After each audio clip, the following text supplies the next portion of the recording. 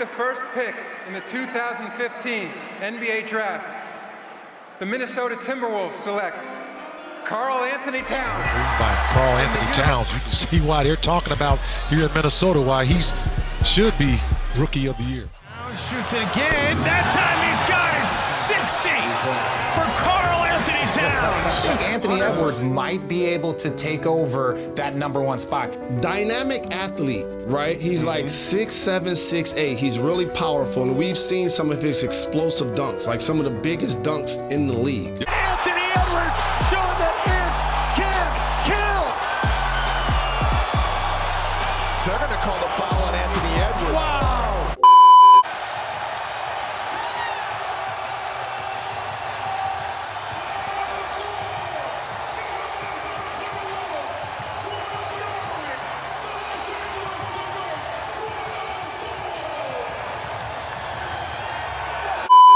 Utah Jazz, they have agreed to trade 3-time Defensive Player of the Year. How do you say a big perk? Rudy who? Rudy Gobert. Rudy Gobert to the Minnesota Timberwolves in a blockbuster deal that will pair him with fellow all-star big man Karl-Anthony Towns. That's what sources are telling our Adrian Wojnarowski. The Timberwolves, they send Malik Beasley, Patrick Beverley, Jared Vanderbilt, the number 22 overall pick, Walker Kessler, 4 first-round picks to the Jazz. In any sport, be so clearly impactful in a positive way in the regular season, and then not just useless in the postseason, but a clear detriment in the postseason is Rudy Gobert. To me, when you get a guy like Rudy and pair him alongside Karl-Anthony Towns, that's going to bring out the best in Karl-Anthony Towns. Is to be Defensive Player of the Year this year, but I think Rudy might have something to say about that and something to say about this next question. How do you think you and Ant can become the consensus best duo in the NBA this season? Go out there, play at a level that hasn't been seen since Shaq and Kobe, if possible, and do what we do best. I think that we just need to continue being ourselves and raise our games all around. And, you know, with him winning the Defensive Player of the Year, and for me, continue to develop my game offensively, defensively, all around, sharpen all my skills, get even sharper, get even better. Yo, what's good with y'all, man? It's Rebel Hoops, and today we about to be talking about some hoops, man. Welcome back to the channel. If you ain't new, and if you're new, stop acting brand new and subscribe to the channel, man. If you like basketball content, hit the like button down below if you end up enjoying this video, and subscribe to the channel for more videos. You feel what I'm saying? Season starting soon, and let's get right into it. Yeah, see, the title is about this Rudy Gobert getting traded to the Timberwolves, and how is this really going to impact the Timberwolves' future moving on? Now, let's get straight to it. I definitely would say with the Timberwolves acquiring Rudy Gobert that they are at least a playoff team in the Western Conference. Even though I gotta give my props to Minnesota for being able to pull off a move like this while keeping the core of their 3 best players. This move definitely, given with Rudy Gobert's huge contract, puts a lot more pressure on their salary cap, and they're gonna have to be pretty confident in this crew going forward because they are not going to have much money to play around with in terms of signing big name free agents. This is obviously a win now move coming from Minnesota, especially specifically seeing improvements in their sophomore player Anthony Edwards.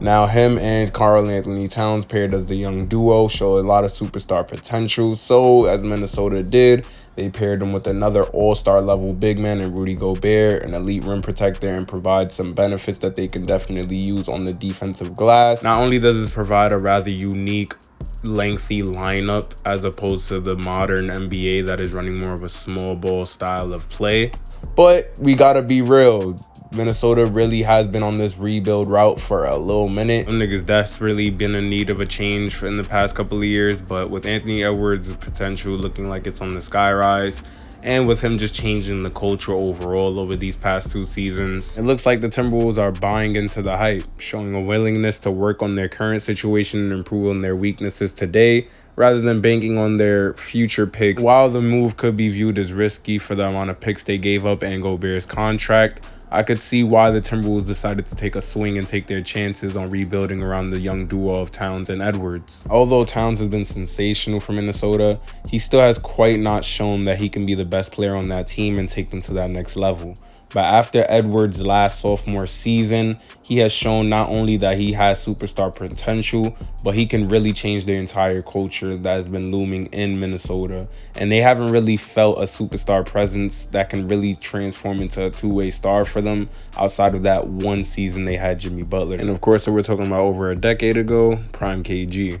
And outside of that one season, they really haven't been in much playoff success as of late. And given how Anthony Edwards played for his debut series in the playoffs and the acquisition of Rudy Gobert, fair to say they can be a threat to some Western Conference teams in the playoffs. First off, I gotta say the Rudy Gobert disrespect gotta stop. You feel me? Because this man is legit one of the best defenders in the league. Now, I don't want to give him the title and say he's the best because that's just very hard to definitively say. You feel me? Like, you could put Draymond in that discussion, you could put Drew Holiday in that. Marcus Smart is, you know, rising in that tier ranking, but Rudy Gobert is definitely within the top 5 for sure. Over the past couple of years, due to the Jazz playoffs falling short, yes, Rudy Gobert can acquire some of the blame. But let's not act like the man wasn't getting less shot attempts than Royce O'Neal some nights.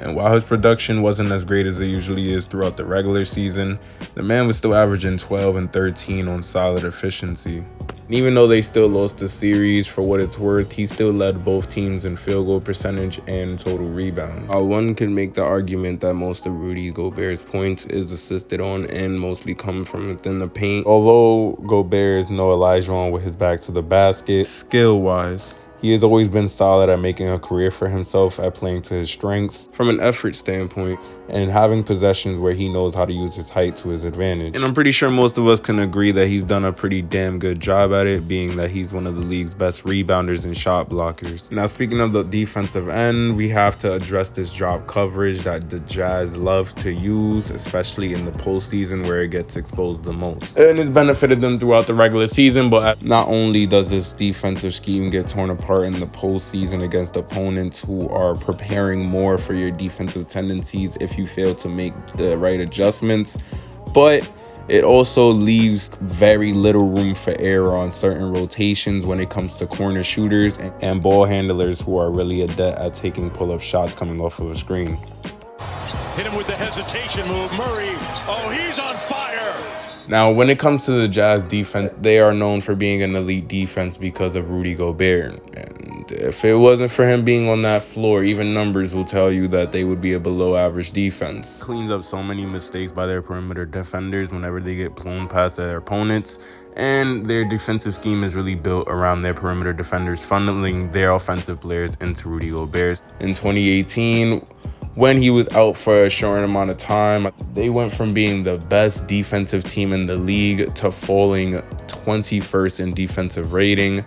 And even this previous season, with his on and off numbers, when he's in the lineup for them and he's playing, they are a top 10 defense, and when he's not there, their defense definitely falls to one of the worst in the league. Despite his postseason criticisms, those numbers accurately depict Rudy's defensive impact for the Utah Jazz throughout the regular season and the postseason. His defense is definitely what gets Utah to the playoffs to begin with. Not downplaying anything Donovan contributes on the offensive side, but it is very rare for defenses that are ranked towards the bottom of the league to make the postseason. Speaking of offense, I know we touched on it earlier in the video with Rudy Gobert, but goddamn, I know this man is going into his 9th season NBA. Rudy touching 30. This is most likely the prime of his career right now. But Minnesota's going to have to purchase some more training camps or something for this man. They're going to have to bring back the fancy footwork badge for 2023. They're going to have to upgrade his badge points and stack up for that hook shot specialist. They're going to have to at least try to get that pick and popper on silver. You feel what I'm saying? Like, they really got to do something with this man's game. Add something, you feel me? And I'm kind of joking, you feel me? Like, I'm exaggerating because, of course, he does have enough offensive talent on this team to kind of hide his offensive weaknesses. But despite what I'm saying on his offensive game, like, he still flows within an offense pretty effectively, especially because he's really exceptional at setting screens when it comes to down screens for shooters or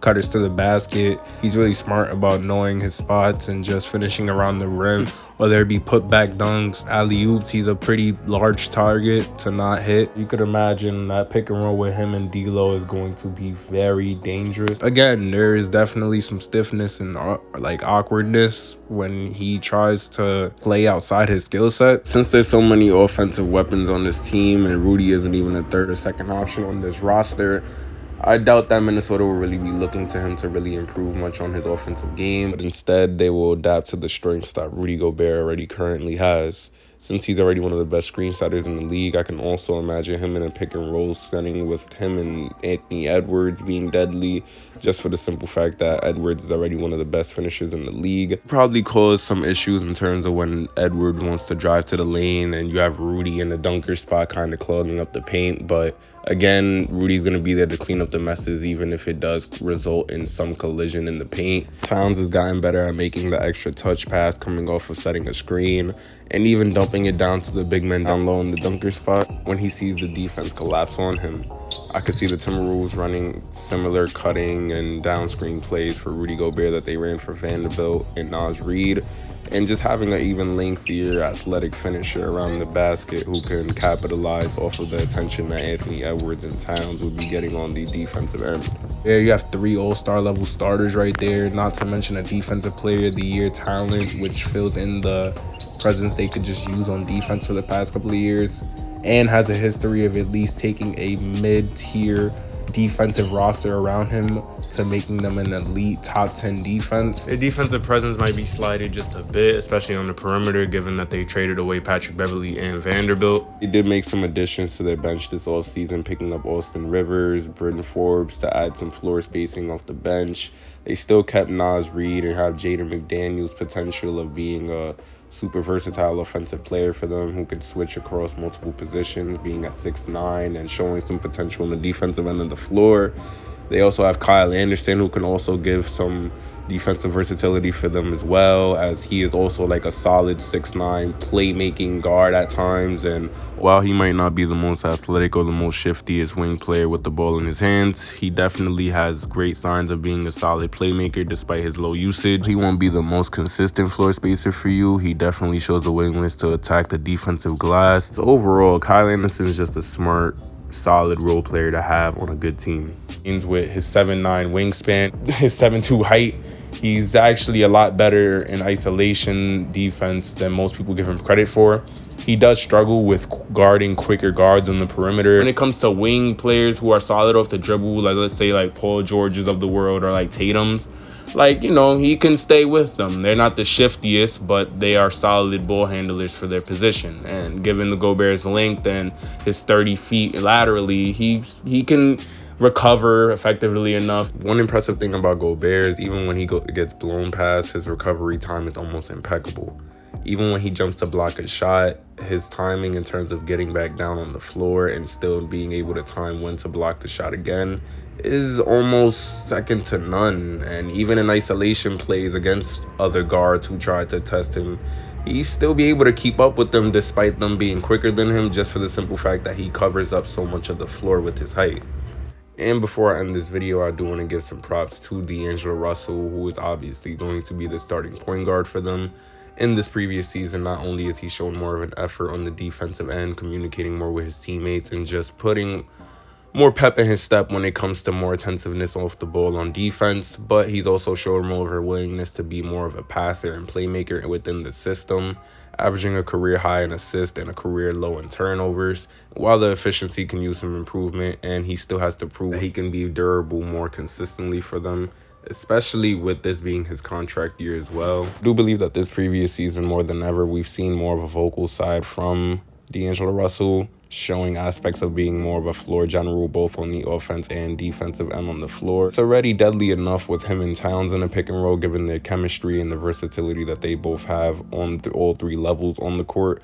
But even with Rudy Gobert and just the space that Rudy Gobert will be able to create for their shot creators on their team, like D'Angelo Russell will be able to comfortably get into his mid-range at times off of a screen from Rudy Gobert, and even Anthony Edwards finding driving lanes to the basket because of the space he'll be able to get from a screen from Rudy Gobert. Even Towns for being a big man and being able to put the ball on the floor to get his buckets as well. Imagine him in a 2-man game with Rudy Gobert.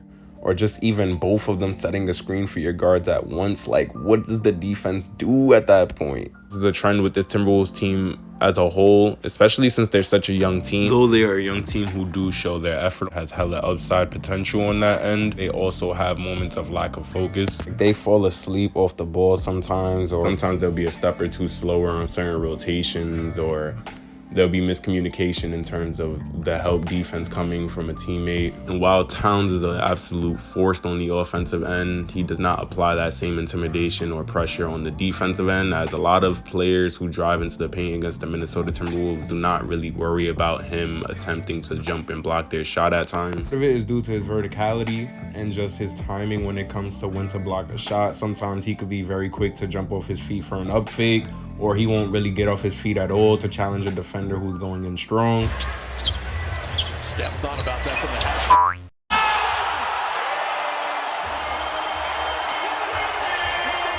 There's been several moments where Towns' toughness was put to the test in the post, and boy, did Minnesota pick the perfect man for the job to fix that issue.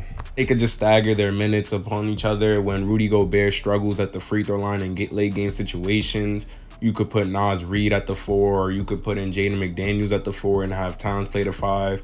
Or if you have a dominant center that you're going against, even though Rudy Gobert does struggle to guard like premier centers like Joel Embiid or Jokic, he definitely could do a way better job of slowing them down than a Karl Anthony Towns starting at that position, you feel me? This move easily gives Minnesota more flexibility in their big man rotation, allows them to run small ball lineups if they want to. It also allows them to spread the floor out with Towns' amazing shooting ability, or if they want to run more of a traditional lineup and run Rudy Gobert and Karl Anthony Towns. A lot of mixes and matches they could do with these lineups that will be able to aid them both on offense and defense. This might be the best big man pairing we've seen since DeMarcus Cousins and AD, and the biggest difference in this pairing being that one is an offensive juggernaut and the other being a defensive juggernaut, and they're both extremely more durable. Not that AD wasn't both of those, but I just feel like Towns and Rudy Gobert specialize on opposite ends of the floor, that even though they both have glaring weaknesses on the opposing end, their strengths complement each other well and make sense paired together. Now, there is questions about how the pace will be impacted now that they will have basically 2 7-footers at the big man position and a point guard in D'Angelo Russell, who isn't the quickest or most explosive guard in the league. But there really isn't no guarantee that having a faster tempo team is a key to having a more successful postseason, especially in the playoffs when the games are more slowed down, and more times than not, the team that makes the better decisions in the half-court setting is the team that wins more. And speaking of the postseason, I have to be real with you, I don't trust Towns' consistency in the postseason. He's had numerous games where he's folded and not really put up the point totals that we're expecting from an all-star big man in the league. And yes, while the man is one of the best shooting big men of all time, 26, and has plenty of playoff experience to gain, that Towns has some ways to go to figure out a healthy balance between his aggressiveness on offense, especially as he gains more chemistry and experience playing alongside Anthony Edwards, who eventually become Minnesota's primary scoring option. Alongside the acquisition of Rudy Gobert, I can only assume that Towns won't be picking up so many fouls in the postseason as well, which leads him to be benched in certain points in the game where his team can definitely use his offensive impact. And we could say the same thing for Rudy Gobert, but we're not relying on him for as much on the offensive end as we are with Towns. You have D'Lo, who's another streaky scorer. As long as he's healthy, can serve as a very solid third option for them. To conclude with my final opinion, do I believe this Timberwolves team, as currently constructed, can stand a chance against some of the top contenders in the West, being with Golden State, Dallas, or even a healthy Denver team? No. But at the end of the day, do I think they'll give them a run for their money? And can they be a surprise team? That's very dependent on how much of a leap Anthony Edwards takes in this next year. I do believe that the success of this organization long term is heavily dependent on whether Anthony Edwards becomes this more efficient 25-plus scorer for them and can continue to grow as a defender. That's to be continued. Let's see what this season has in store for us. With that being said, if you guys enjoyed the video, leave a like down below and subscribe to the channel if you're new, man. We get litty in this section. Until next time, y'all be easy, man.